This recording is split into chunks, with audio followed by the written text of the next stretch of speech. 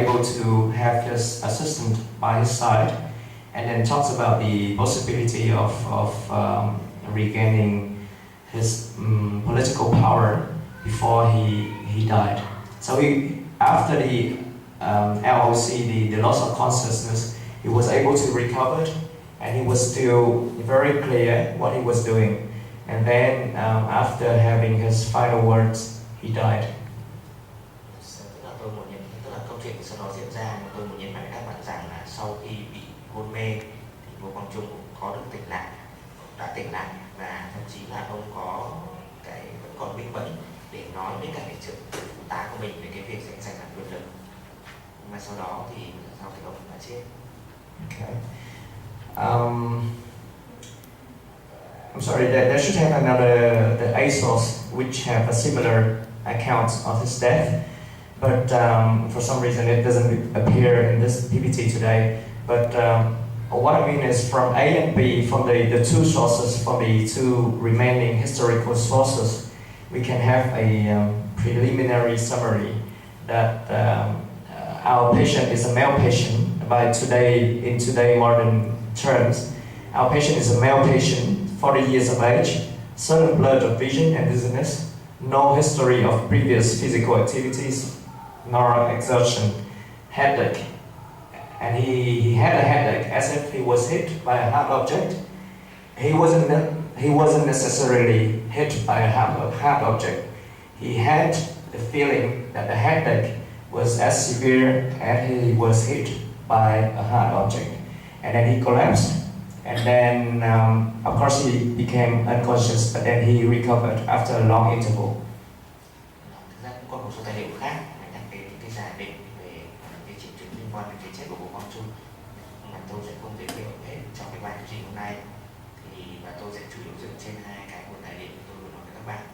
Thì đây là một trong những thông tin chung về cái bệnh nhân chúng ta ghi đến ngày hôm nay về Ngô Quang Trung Nguyễn Huệ, 40 tuổi và không có tiền sử, bất cứ tiền sử nào, và cái việc sau đó thì ông cảm giác bị đau đầu như là bị ai đánh vào đầu mình rất cứng, và ngã gục xuống và bị bất tỉnh, và sau đó hồi lại sau một quãng thời gian dài.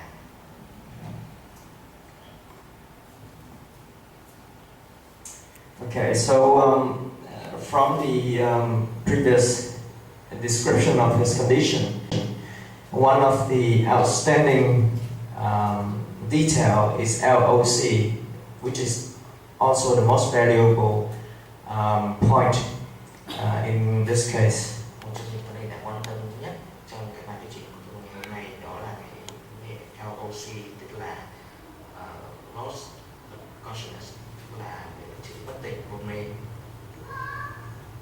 So basically, in medicine, there are two types of LOC. One is syncope, and another one is coma. Well, syncope is basically the temporary loss of consciousness, which is not as severe as coma, which is a deep unconsciousness for a prolonged period. Có hai dạng của LOC, dạng nhất gọi là dạng tỉnh mất nhận thức tạm thời, trong tạm thời. Dạng thứ hai là tỉnh hôn mê sâu, tức là mất nhận thức trong thời gian dài. And usually, in medicines, if you come across the term LOC and it was sudden, with no external head trauma, then you would normally think about cerebral cause. Nếu mà đối với những cái việc bất tỉnh tạm thời, bất thình lình, bất chợt mà không có những cái tác động bên ngoài, tác động ngoại lực, thì thông thường là được đề cập đến như là một cái dạng là CPA, tức là tai biến mạch máu não, ví dụ như là đột quỵ. And the definition of strokes or CVA is as follows. Any disease process that disrupts the blood flow to a focal region of the brain. So the brain is cut off either temporarily or permanently from the blood flow by a disease process is called stroke, CVA. Cái định nghĩa chung về tai biến mạch não đó là bất cứ một căn bệnh nào nó dẫn đến cái việc là cho máu ngừng lưu thông để nuôi những cái phần trung tâm của não bộ. Okay, so